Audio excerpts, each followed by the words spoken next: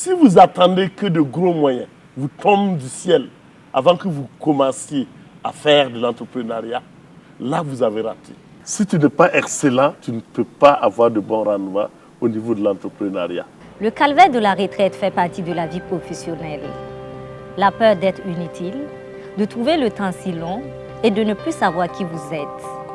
Certaines personnes ont su dompter cette peur en mettant en avant leur qualité, leur expérience de tant d'années de fonction.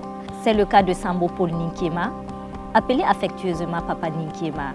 Alors Papa Ninkiema, bienvenue sur notre plateau. Dites-nous comment vous vous sentez dans votre statut de retraité. Merci d'abord de m'inviter dans ce plateau. Il faut dire que je me sens très bien dans ma situation de retraité parce que la retraite, tout simplement, je l'ai préparée pendant de longues années. Ça fait que, je ne me sens pas au bureau, mais je suis pleinement occupé. Merci. Bonjour et bienvenue à ce tout premier numéro de l'émission L'invité du mois. Aujourd'hui, nous sommes avec Papa Ninkiema qui va se présenter à nos chers téléspectateurs. Bien, merci. Moi, je m'appelle effectivement Ninkiema Sambo Paul. Je suis un fonctionnaire retraité et je suis administrateur des hôpitaux et des services de santé. Et j'ai pris ma retraite en 2018. D'où est venue alors l'idée d'entreprendre? Alors, l'idée d'entreprendre est venue surtout le fait qu'il fallait préparer la retraite. Et tout doucement, on a commencé à investir au vu de préparer la retraite. Maintenant, à la retraite, il fallait faire quelque chose. Donc, on a commencé tout de suite dans l'élevage que je connaissais très bien. Parlez-nous un peu de votre début dans l'entrepreneuriat. Le début dans l'entrepreneuriat, ça n'a pas été si difficile parce que l'agriculture et l'élevage est autorisé pour les fonctionnaires de l'État. Ainsi donc, quelques dizaines d'années avant ma retraite, j'ai commencé à faire de l'élevage. C'est ainsi qu'après ma retraite, j'ai tout simplement accentué dans cette activité. Et comment est-ce que vous avez commencé? Vous avez commencé par quoi? Au tout début, vous avez commencé comment votre entrepreneuriat? Alors, il faut dire que j'ai commencé avec 3 vaches et un taurillon. Les gens se moquaient bien sûr. Mais chemin faisant, je faisais amener par mon garçon 5, 6, 7 litres de lait à Ouagadougou pour ceux qui voulaient bien sûr du lait. Alors de 5 litres de lait, en 2017 déjà, je récoltais 150 litres de lait par jour. Donc c'est pour vous dire qu'on peut commencer avec un minimum et parvenir à une production maximale. Et aujourd'hui, vous avez au moins combien de têtes de bœuf? Oui, le nombre de têtes n'est pas très important parce que c'est la productivité qui compte. Aujourd'hui, j'ai une quarantaine de têtes, mais comme je vous ai dit, ce n'est pas le nombre de têtes qui compte. Chaque vache produit en moyenne 17 litres par jour. Eh bien, il y a des performantes qui peuvent aller jusqu'à 20 litres par jour, 20-25 litres par jour. Bien sûr, il y a d'autres qui ont de la peine à atteindre les 10 litres. Mais jusqu'à 7 litres, ça va. Mais moins de 7 litres, en principe, on doit te changer. Vous menez 3 activités en même temps. Parlez-nous de ces 3 activités que vous menez.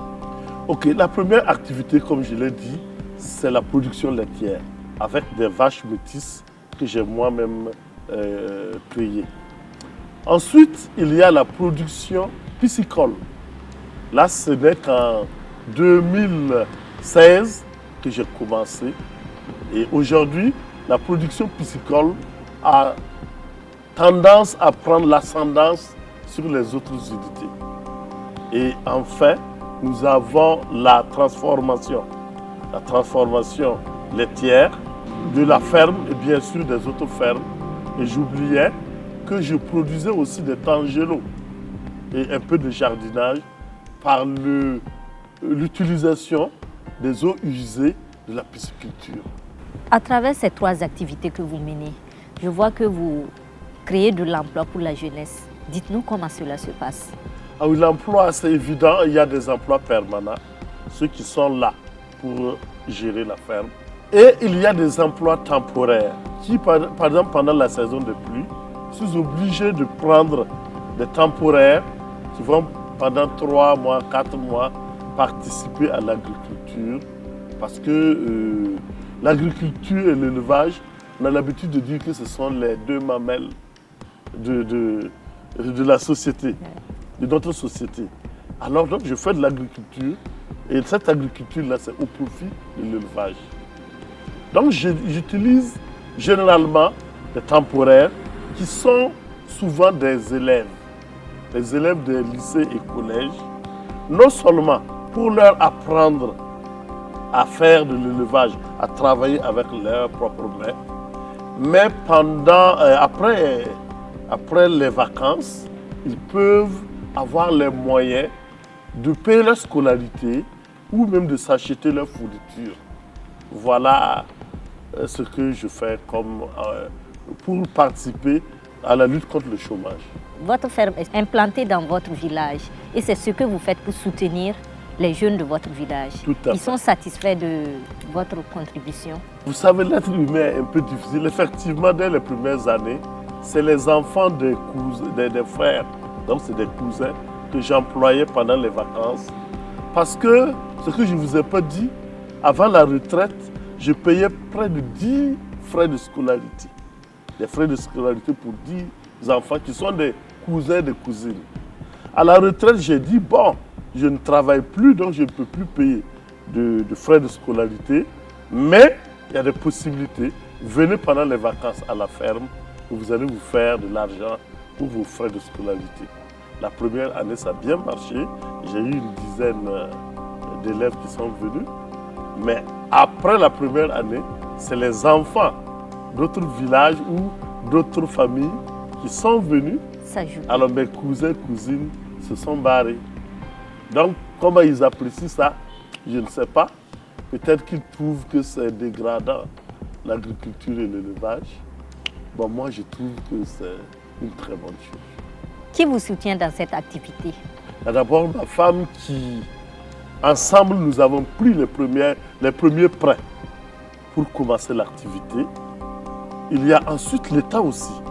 L'État, par sa subvention, dans certaines activités, me soutient. Et il y a aussi certains organismes comme la FAO. C'est avec la FAO que j'ai commencé la pisciculture. Et quelles sont les difficultés rencontrées dans vos différentes activités? Pour ce qui est de la pisciculture, la première difficulté, c'est l'obtention des alevins. Parce que la production des alevins des clarias, c'est les silures, on les appelle, la production n'est pas bien développée au Burkina. Ça fait que je n'arrive pas à avoir autant d'alevins que je veux pour travailler. Ensuite, il y a les aliments. Les aliments sont importés du Ghana et de l'Espagne. Et ceux qui importent ça, souvent connaissent des ruptures. Et quand il y a rupture, ça crée vraiment des désagréments. Il y a enfin la question de l'eau. Et l'eau n'est pas très suffisante à mon goût.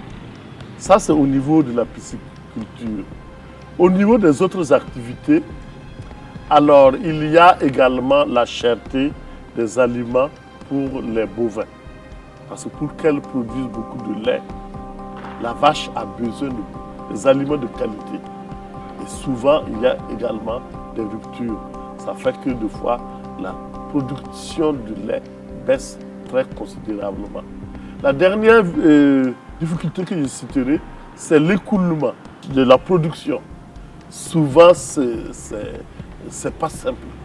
C'est pas simple. Mais bon, de plus en plus, on arrive à écouler parce qu'on arrive à se faire connaître. Vous pouvez vendre combien de tonnes par mois de poissons? Pour le moment, le poisson est un peu à son début, mais la prévision de vente est de 2 tonnes par mois. Mais actuellement, je tourne autour d'1 tonne. Si on vous demandait de choisir dès le début entre l'entrepreneuriat et la fonction publique? Alors, j'aurais choisi sans hésiter l'entrepreneuriat. Parce que là, plus vous excellez, plus vous avez un bon rendement.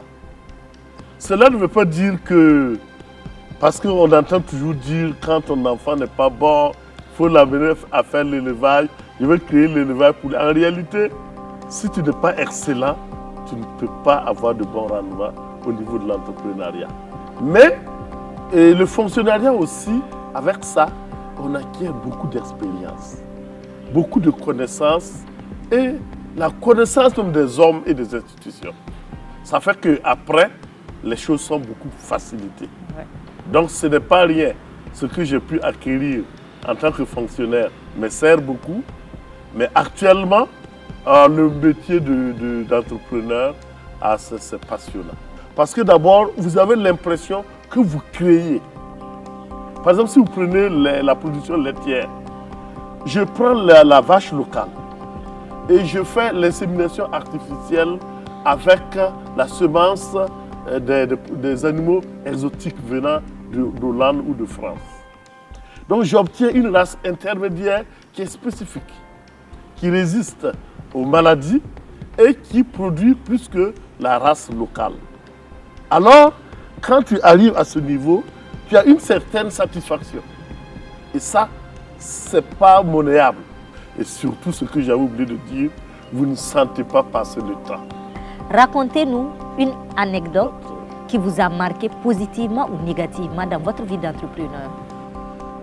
Ah, oui, je dirais qu'un jour, je me suis présenté au niveau de ma banque parce que je voulais un prêt pour m'acheter des vaches parce qu'il y a quelqu'un qui voulait sortir des vaches reformées. Et quand j'ai décrit le projet, je suis allé voir la banque m'a dit, bon, la question de l'élevage là, c'est compliqué, c'est vrai que c'est pas les poulets, c'était les poulets, c'est tout de suite, non. Mais les vaches non plus, on ne connaît pas comment ça se fait. Vraiment, si vous pouvez changer autre chose. J'ai dit non, merci. C'est ce que je sens, c'est ce que je veux faire. Mais si vous n'êtes pas d'accord, vous le laissez. Ouais. Alors, c'est là que j'ai compris que notre système même n'a pas une politique appropriée. Le Burkina vit de l'agriculture et de l'élevage. Son économie est posée sur ces deux éléments essentiels. Si au niveau bancaire, on n'est pas capable de mettre en place un aspect du financement, c'est compliqué. Heureusement, aujourd'hui, à la Banque de l'Agriculture, ça va, je crois que ça doit être beaucoup plus facile maintenant. Quel conseil donnez-vous aujourd'hui aux jeunes désirant entreprendre? Alors, je dirais aux jeunes qui veulent entreprendre de ne pas hésiter. Surtout quand ils sentent en eux qu'ils ont un esprit de créativité. Parce que l'entrepreneuriat, c'est la créativité. Si vous êtes moche, si vous êtes monotone, il ne faut même pas aller parce que vous allez vous planter. Il faut toujours créer et il faut avoir de l'ambition. Et si vous avez ces deux qualités, n'hésitez pas, allez-y. Alors, Papa Ninkema, votre dernier mot?